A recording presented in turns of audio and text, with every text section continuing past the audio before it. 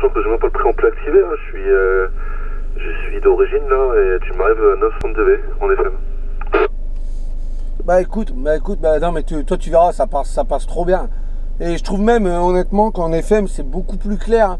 C'est beaucoup plus clair. Voilà. Je vais peut-être même être bête de dire ça, mais je trouve que les QSO en FM, si c'est comme ça avec tout le monde, en qualité, je veux dire, t'as pas un grésillement, la radio est claire, franchement, c'est affolant. C'est affolant. C'est la première fois que je fais un petit essai en FM et franchement, ça marche super bien. C'est clair, c'est propre, franchement, voilà, je suis assez étonné. Hein. Voilà. Ouais, dommage qu'on fasse pas plus d'FM en QSO avec les OM parce que je trouve que c'est beaucoup plus clair, tu as beaucoup moins de réglages. C'est vrai que des moments tu as tendance à régler un petit peu le clarifieur, tout ça en USB, que là franchement tu vas voir ta radio elle est propre, c'est trop bien quoi. Voilà, retour Karim. Ok, ouais bah merci, bah écoute toi c'est pareil hein. La radio elle est un peu moins forte, je t'entends un peu moins fort mais bon ça passe hein. En USB, ta radio est un peu plus costaud, mais bon, le signal, je te dis, tu me claques le S-mètre et puis... Non, la FM, c'est un très bon mode, hein. C'est même meilleur que l'USB, tu vois. Parce que même avec propag ou sans propag, ou même avec la propagation, j'ai déjà entendu, moi, des stations russes, là, qui m'arrivaient à fond la caisse quand la propag était présente en FM. Non, la FM, c'est un très bon mode, hein. Je te dis, moi, la dernière fois, les Français, là, qui étaient de Marseille, ils étaient comme nous en QSO local. Il y avait la propagation, j'étais moustaché sur l'USB, je basculais en FM, ils étaient en FM. Et ça durait 1 heure, hein. Ils étaient en train de discuter entre eux, j'ai breaké, ils m'ont répondu, ils me recevaient à fond, je les recevais à fond. Voilà, FM c'est un très bon mode, hein. C'est dommage que la CB entre autres a été laissée tomber avec les téléphones portables et tout ça. C'est pas ça qu'à l'époque, moi c'est comme toi, hein. J'ai commencé, j'avais 16 ans. Le monde de la radio, j'ai commencé à 15-16 ans, j'ai commencé la CB en AM, FM, en AM surtout. Il y avait du monde à l'époque. Hein. Ici sur Opanda, t'avais au moins t'avais au moins 10 stations locales. Dans ma rue, il y avait 3 stations. Dans la rue. Hein. On était à 3-4 et c'était le bordel parce que quand ils modulaient, on se moustachait les uns les autres, on pouvait même plus moduler. Donc c'était un peu compliqué, mais il y avait beaucoup de monde en Orient à l'époque. Hein. Ça a remplacé les téléphones portables, forcément ça détruit le monde de la radio parce que les gens allaient là-dessus. Moi je connaissais des gens ici sur Opanda, une famille notamment, qui avaient leur fréquence à eux. Ils étaient sur un canal et c'était leur habituel quoi, ils étaient en stand-by et puis pour dialoguer entre eux, tu vois, pour éviter de piler le téléphone quoi. C'est clair qu'à l'époque le téléphone c'était comme onéreux, hein, c'était cher. Hein. Maintenant avec les forfaits limités et tout, les box et tout, bah, c'est très bien mais malheureusement ça a détruit le monde de la radio. Hein. Ah ouais, même à l'époque en AM le 19 c'était le bordel. Hein. Il y avait des stations ici en local qui faisaient des porteuses, moi je pense que t'as connu, hein. Des stations qui faisaient des porteuses musicales avec leur chambre d'écho de brin, là, c'était le foutoir. Hein. Et maintenant il n'y a pas rien. Voilà, c'est dommage. C'est dommage. Parce que le monde de la radio c'est quand même pas mal. Hein. Après il faudra le temps. Hein. Moi je travaille, j'ai pas trop le temps mais... Là, tu vois, je me suis réveillé il y a pas longtemps, donc j'avais le petit X, je t'ai entendu, je t'ai répondu, quoi. Et encore, c'est rare que je module, hein. Je suis beaucoup à l'écoute en général. Mais c'est vrai que ça passe bien. L'ami Jean-Claude de Dunkerque, en FM, je suis sûr que j'aurais entendu peut-être même plus fort, tu vois. Ouais, non, la FM, ça marche bien. Hein. Voilà, Seb. T'as quel âge, Seb, pour info? Ouais, Karim. Ouais, bah attends, je te dis mon âge après. Hein. Voilà. Mais ouais, non, c'est vrai. Moi, j'ai connu ça aussi. Ouais, c'était les temps où bah, je crois que j'ai commencé quasiment là. Avant, c'était la CB avec le canal 19, tout ça. C'est vrai que tout le monde se marchait dessus avant. Hein. Tu lançais un appel, c'était le bordel. Hein. C'était le bordel sur le canal 19. Hein. Voilà. Mais j'ai bien connu ça avec les chambres d'écho et ceux qui mettaient de la musique et tout ça. Ouais, c'était. Après, c'était devenu un peu le brin. Après, c'est vrai qu'il y a eu... je suis en train de bouger la caméra. Après, il y a eu, comme tu dis, il y a eu le téléphone qui a pris le dessus, largement même. Maintenant, il n'y a plus que les smartphones et tout ça. Et puis Internet, sans oublier Internet. Maintenant, pour dialoguer, plus besoin d'avoir de la radio, hein, plus besoin d'avoir un TX, faire de l'amateur radio. Hein. Tu vas sur des sites et puis, écoute, tu dialogues avec des gens de Marseille, des gens de partout dans le monde. Rien qu'en allumant l'ordinateur ou la tablette ou le smartphone. Donc voilà, c'est un peu trop facile maintenant. voilà, on va dire qu'il n'y a pas de mérite de dialoguer avec les gens. C'est vrai que nous avec la radio, l'amateur radio, parce que je dis la radio amateur, avec l'amateur radio, c'est un peu plus compliqué, quoi. Il faut qu'il y ait la propagande, faut qu'il y ait de l'attente, quoi. Ça me fait un peu penser à la pêche, quoi. À la pêche, faut que tu attendes que le poisson il morde, ou alors quand tu t'y connais, tu arrives toujours à attraper quelques poissons avec quelques manipulations. Bah là c'est pareil, hein. La radio amateur, faut tomber sur le bon moment, mais c'est ce qui est intéressant.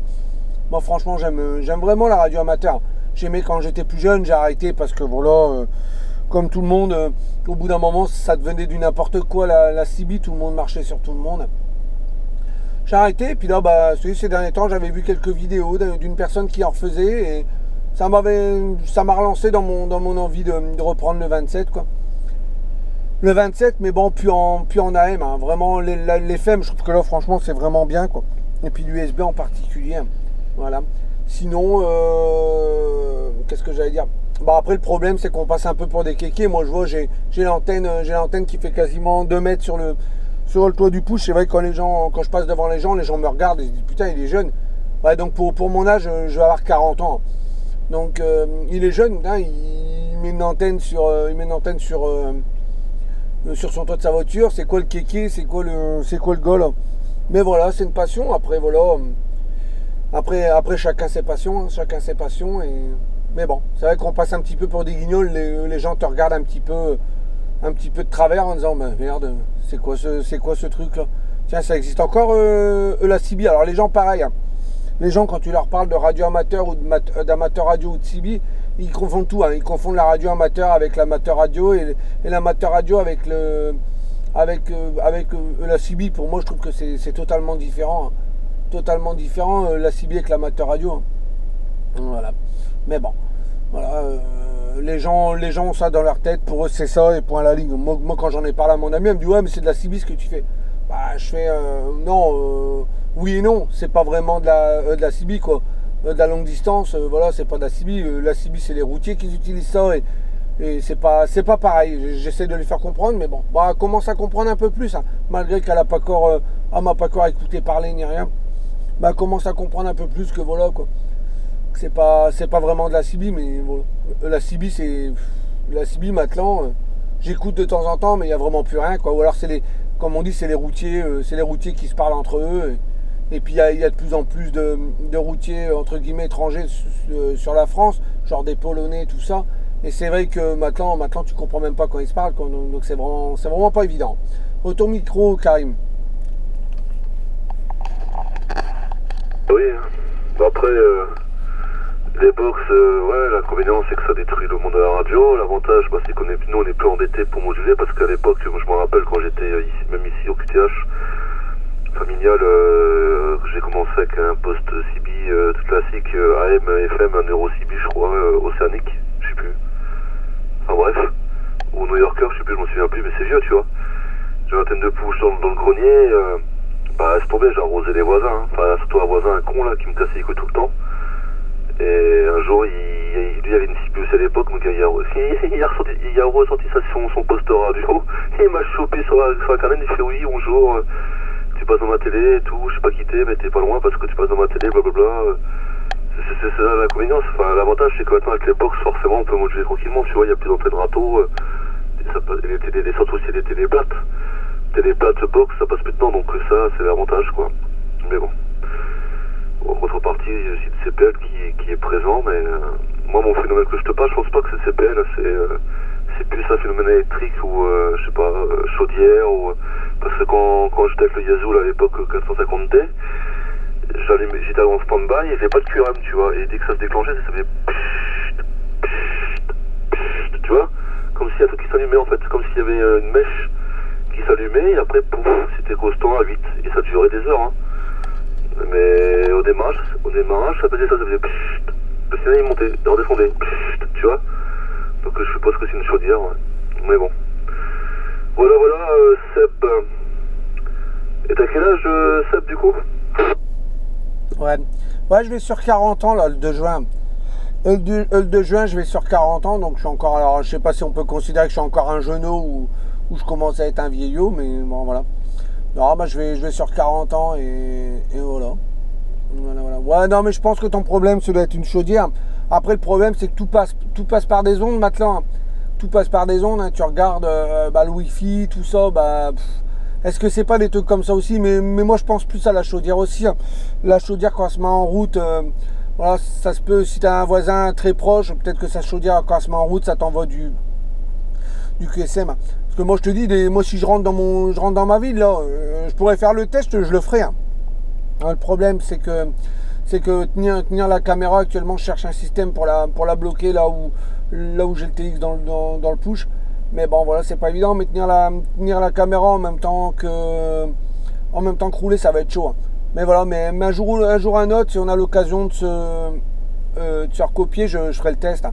Je me mettrai au même endroit et je suis à 2 minutes de Carvin en voiture, 2-3 minutes. Je ferai le test et tu verras quand on rentre dans Carvin, voilà quoi, j'ai un signal en QRM qui est de 5 à 6, donc si tu passes pas au-dessus, c'est mort, je te perds, hein, comme ça l'a fait hier avec un OM. Voilà, retour micro Karim. C'est toi, moi je côtoie, j'ai bientôt 38 à la fin du mois. Et effectivement, non mais je te crois parce que moi quand j'étais en push, t'inquiète, j'ai fait aussi du push, moi j'étais sur Carvin une fois, rejoindre un arc qui habite pas très loin et on pourrait manger et je suis passé par son trop vite, laisse tomber, ça faisait vraiment ça, des vagues de QRM mais avec un bruit horrible et j'en savais pas rien, c'était même pas la peine, hein. Quand je passais au centre-ville, j'ai gagné le poste, hein, ça sert à rien. Quand tu passais par le centre-ville, ça faisait des trucs de ouf, hein. Ah mais c'est ça, hein, moi je vois la différence quand t'es sur autoroute dégagée ou en campagne comme t'es là ou en vacances ou quoi. Moi une fois j'étais au cotillage vacances à Aix-les-Bains, pas loin, j'étais dans une fosse, hein. J'étais dans une fosse au bord du lac, j'étais avec l'antenne de push comme toi, 9.9, il y avait la propague, alors j'allume, j'entends que la propagation qui était en rendez-vous, et puis tu vas rigoler, je suis au cotillage vacances et qui j'ai copié, j'ai copié mon pote David de Roubaix là, qui était sur le trip, on a fait un essai, je l'ai appelé, on a fait un essai, ça passait bien. Et après il y avait Bernard de Seclin qui était là aussi sur le 525, on s'est copié aussi. Et je t'ai vu sur bande, hein, j'étais à Aix-les-Bains, tu vois, donc avec les mêmes conditions que toi, j'étais avec une antenne, la même que la tienne, sur Teco 1200, mais imitation chinoise, et très haute, hein, qui faisait presque 2 mètres, et d'ailleurs, quand je passais en Belgique, là, comment on appelle ça, je sais pas le nom, sur les tramways, les lignes tramways, je vais l'enlever parce que j'avais pas touché des lignes haute tension.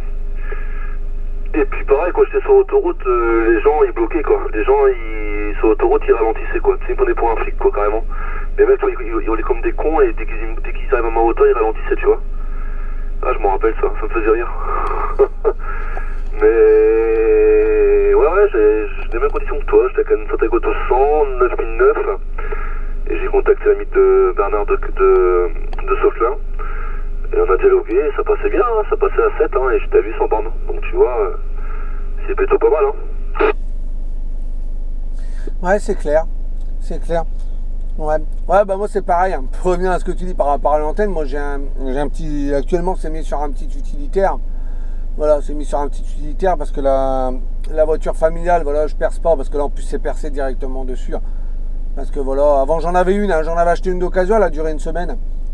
Voilà, l'antenne a totalement lâché au niveau de la base magnétique. Quoi, c'est pas l'antenne qui a lâché, c'est la base magnétique. Et bon, et sur le coup, je le savais pas, donc je pouvais plus du tout te faire de QSO parce que même avec mon Yaesu FT891 et la boîte d'accord, franchement, voilà, elle voulait plus du tout accorder. Et j'avais peur de griller le poste, donc j'avais lâché, donc j'avais refait acquisition d'une antenne. Donc là je les prends en mode perçage, au moins je suis tranquille. Après ça reste un utilitaire, c'est pas la familiale. Voilà quoi. Donc c'est vrai que déjà quand à l'auteur de l'utilitaire qui est bon, c'est une voiture, hein. C'est un genre partenaire et de toute façon c'est un partenaire. Mais bon, ça reste quand même haut, plus 2 mètres d'antenne. Je vais te dire, quand je passe à certains endroits, j'ai tendance à baisser ma tête à mon pare-brise et regarder si ça passe. Pourtant, je vois pas l'antenne, hein, écoute. Mais bon, voilà quoi. Et je fais attention si j'entends pas bing. Bon, voilà. Mais c'est vrai que c'est... Voilà, ce qui est dommage, c'est qu'aujourd'hui, il n'y a pas d'antenne... Il n'y a pas vraiment de petite antenne de push mobile.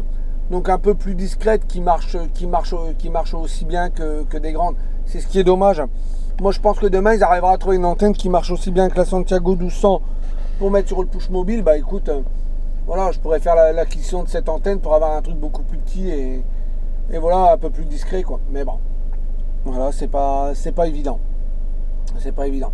Après, à moins que toi tu connais une antenne mobile vraiment très petite, parce que j'avais vu une vidéo sur YouTube, une personne qui avait acheté une antenne. Franchement, c'était une grosse antenne ronde, quoi, ronde, je dirais comme je vais peut-être te dire une bêtise, hein. Ça fait peut-être la hauteur ça fait le diamètre d'un carton de rouleau de sopalin à peu près, sur je sais pas moi, en hauteur ça doit faire, je sais même pas si ça fait 20 cm, mais je sais pas ce que ça donnait. Bon, après c'était pour le 446 je crois, mais j'aimerais bien trouver une petite antenne qui fait aller 20-30 cm et qui marche aussi bien qu'une Santiago. Honnêtement, je ferais l'acquisition, ça ferait un peu moins, quoi, on va dire, ça fera un peu moins bête sur le, quoi, les gens te regarderaient un peu moins bête, je pense. Voilà, retour Karim. Ok, bon, après je vais passer stand-by, mais c'était un plaisir de dialoguer avec toi. Ça, que des QSO comme ça en local, c'est assez rare et assez rare pour la durée. Bah, c'est cool, tu vois, au moins je t'ai rencontré. Je t'ai déjà entendu sur le 27 925 avec tes habitués, mais bon, moi je parle pas trop là-bas. Je suis beaucoup à l'écoute, hein. Pas comme je pense qu'il y a pas mal de monde aussi qui écoute.